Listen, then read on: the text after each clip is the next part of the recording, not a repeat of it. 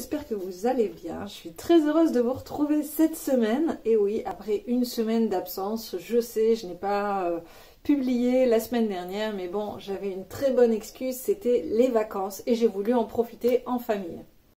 Et justement, aujourd'hui, je vais vous parler de vacances. Alors pourquoi maintenant? Eh bien parce que je considère que des vacances, si on veut limiter la casse, ça se prépare un petit peu. Donc eh bien tout simplement, nous allons voir dans cette vidéo qu'est-ce qu'on peut faire pour passer d'excellentes vacances sans trop de charge mentale et puis sans que ça pèse trop lourd sur le porte-monnaie. Vous allez voir, c'est très très simple.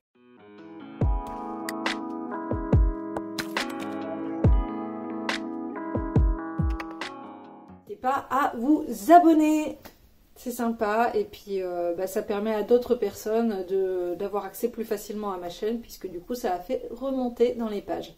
Passons maintenant au vif du sujet. Le premier point que je vais aborder, ça va être vraiment le nerf de la guerre, ça va être de budgétiser ses vacances, avoir une idée globale du coût que cela va nous coûter. Alors les trois gros points pour budgétiser, ça va être bien évidemment la route.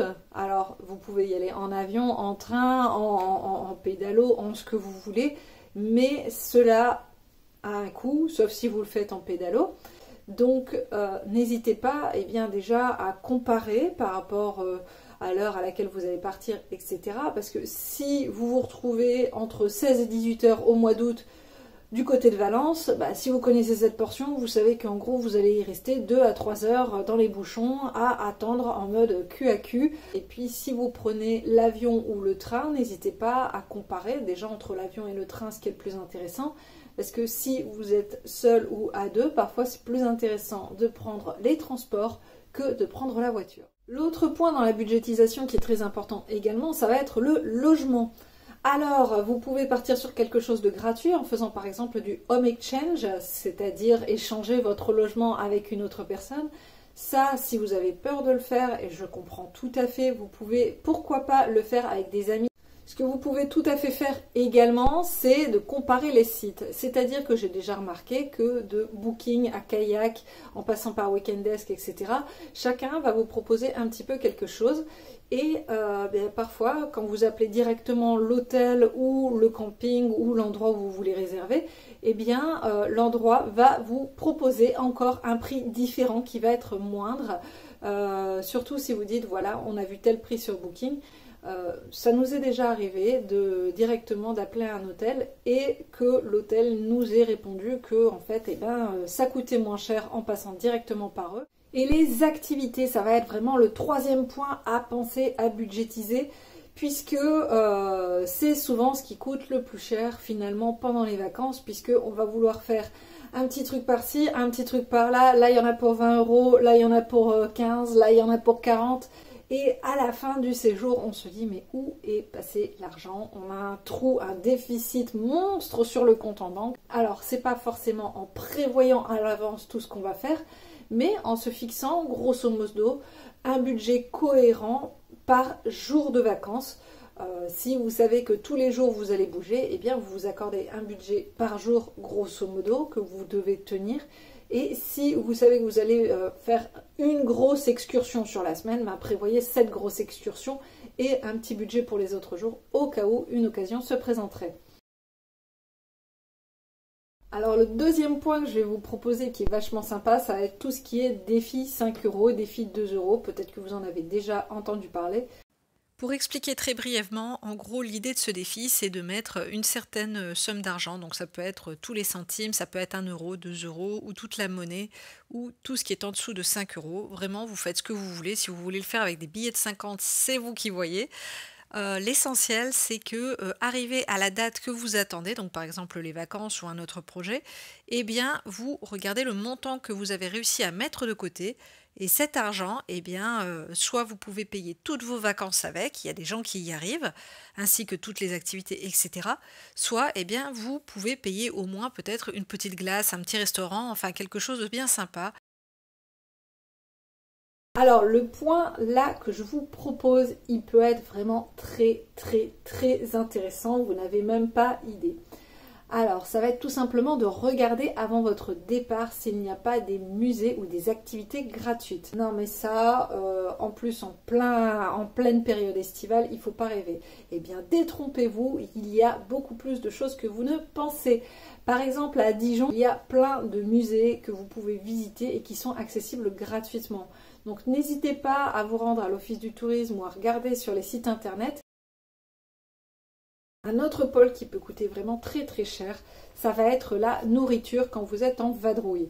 Alors voilà, soit vous pouvez faire le pique-nique tout simple. Moi personnellement je préfère varier un petit peu. Là, dernièrement j'ai mon mari qui m'avait dit non non mais t'inquiète pas, on va manger sur place, on trouvera bien quelque chose. Et le restaurant qui était plutôt un fast-food le moins cher nous proposait pour manger pour 4 pour 64 €. En ayant prévu, je n'ai dépensé que 12 € en ayant du coup préparé mes petits sandwichs à l'avance, des petites tomates cerises et des compotes. Et même des fruits secs aussi. Donc voilà, 12 € pour 4. Nous avons mangé à notre faim et j'ai même envie de dire plus qu'à notre faim puisque clairement il restait des choses à la fin. Donc pour 12 € au lieu de 64, le calcul est vite fait, nous avons économisé 52 €. Alors le deuxième avantage avec cette astuce, c'est que non seulement soit vous pouvez faire ça dans un endroit sympa, si vous trouvez un petit coin de verdure, quelque chose de top, pourquoi pas, hein, vous y installer et passer un bon petit moment, ou alors ça peut combler un temps. Par exemple, si vous êtes sur la route des vacances et que les enfants commencent à s'impatienter parce qu'ils ont faim, et bien du coup, au lieu de devoir attendre d'être arrivé à une aire d'autoroute et puis d'attendre encore que la longue file d'attente avance un petit peu pour finalement manger un sandwich que votre petit dernier vous mettra dans les mains et vous dira j'en veux plus, c'est pas bon. Et bien là au moins vous êtes maître de ce que vous donnez à vos enfants et puis même à vous-même et vous êtes sûr d'avoir le ventre bien plein pour peu cher. Et sur ces fameuses aires d'autoroute, comme à l'aéroport ou comme lorsque vous allez arriver, ne cédez pas aux tentations. Et pourquoi je vous dis ça? Parce que c'est vraiment le piège. Vous allez arriver sur l'aire d'autoroute, vous n'avez rien prévu pour les enfants, ils s'ennuient dans la voiture. Et là, ça y est, on vous propose le Graal des merveilleux livres de coloriage ou des livres sonores que vous allez entendre tout le long de la route. Surtout dans les bouchons du côté de Valence. Si j'en parle, c'est parce que vraiment c'est du vécu. Donc, vous allez payer 10 € par enfant. Donc déjà, vous avez impacté votre budget d'une façon ou d'une autre. Vous avez mangé vos sandwichs pour 60 €. Et là, ça y est, c'est le drame. Ou alors, vous refusez catégoriquement sans avoir prévu. Et là, vos enfants s'énervent dans la voiture. Et c'est le drame aussi, ça finit en eau de boudin et à l'arrivée, tout le monde tire la tête. Ah, ça aussi, ça vous rappelle quelque chose? Alors c'est pour ça, j'ai envie de vous dire, ne cédez pas à la tentation, mais prévoyez. Alors souvent, moi, ce que j'ai remarqué avec mes enfants, c'est que, surtout quand ça fait longtemps qu'ils n'ont pas fait de longs trajets, ils ont un petit peu perdu l'habitude et donc ils s'ennuient. Dans ces cas-là, moi, ce que je fais, c'est que avant de partir, je regarde soit sur Bips, Vinted ou même dans les brocantes, s'il n'y a pas des petits livres ou des cahiers de coloriage ou des petits jeux que je peux embarquer facilement en vacances, leur faire un petit sac et dans la voiture, pas tout de suite en partant, mais au bout de quelques heures ou quelques minutes, je vais leur donner tout simplement une partie et puis donner comme ça au compte-gouttes. Ça leur permet de découvrir, de patienter plus facilement, d'avoir moins d'agitation dans la voiture et finalement, au niveau du budget, j'ai pas dépensé si cher que ça et tout le monde est content. Pour l'alimentation sur place, j'aurai aussi plusieurs conseils. C'est-à-dire que le premier, ça va être d'embarquer le maximum chez vous de ce que vous pouvez si vous avez à cuisiner tout au long de votre séjour. Donc je m'explique, ça va être tout ce qui est par exemple conserve d'haricots verts, des sardines, des choses comme ça, des choses que vous pouvez aisément transporter. Et comme vous avez déjà l'habitude de les acheter, vous connaissez déjà le prix chez vous et ça vous coûtera forcément moins cher d'embarquer avec vous que de chercher dans un magasin de proximité sur votre lieu de vacances. Le deuxième point, ça va être justement d'éviter les petits magasins de proximité qui sont souvent le piège à touristes et qui gonflent les prix plus. Essayez de faire le maximum de courses là où les gens du coin vont également faire leurs courses. Et le troisième grand socle pour l'alimentation sur place, j'aurais envie de dire que c'est tout simplement de faire simple et efficace.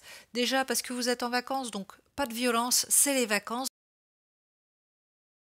Alors pourquoi je parle de ces pièges à touristes? Parce que tout ce qui va être les marchés estivaux, toutes ces choses-là avec les super souvenirs made in Provence qui en réalité viennent de Taïwan, eh bien ça vraiment tous ces trucs-là c'est à bannir. Donc n'hésitez pas même parfois à regarder le nom de l'entreprise parce que normalement quand c'est un artisan ou quand c'est quelque chose de local, eh bien il y a toujours le nom qui est affiché quelque part.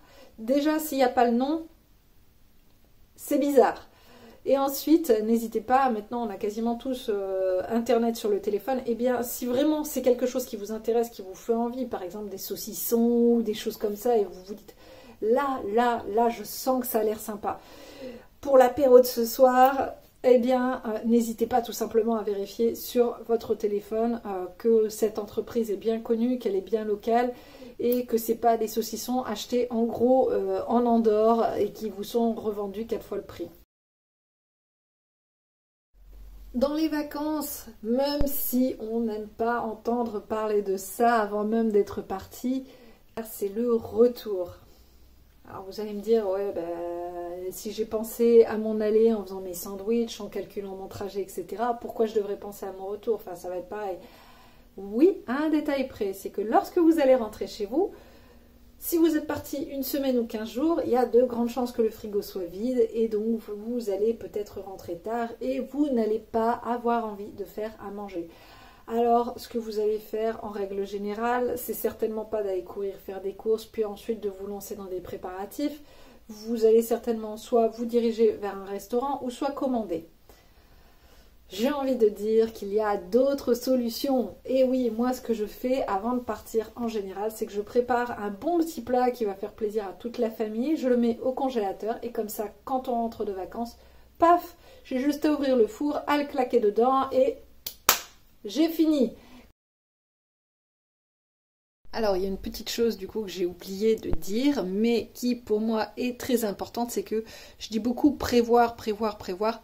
Oui, alors c'est bien de prévoir, mais pensez également à rester adaptable. Si ça ne se passe pas comme vous voulez, ne jetez pas tout par terre en vous disant que de toute façon ça n'ira pas et que c'est pas comme vous aviez vu et que normalement ça devait être ouvert le lundi, que vous comprenez pas pourquoi ce musée ferme le lundi alors qu'on est en pleine vacances scolaires par exemple.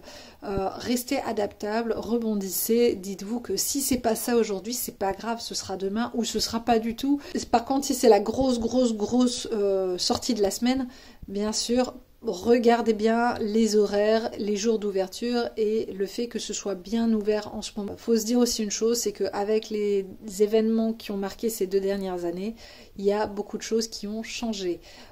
Donc voilà, c'est pareil, ce serait un peu dommage de se faire refuser l'entrée parce que vous n'avez pas de masque. Donc prévoyez quand même, on ne sait jamais.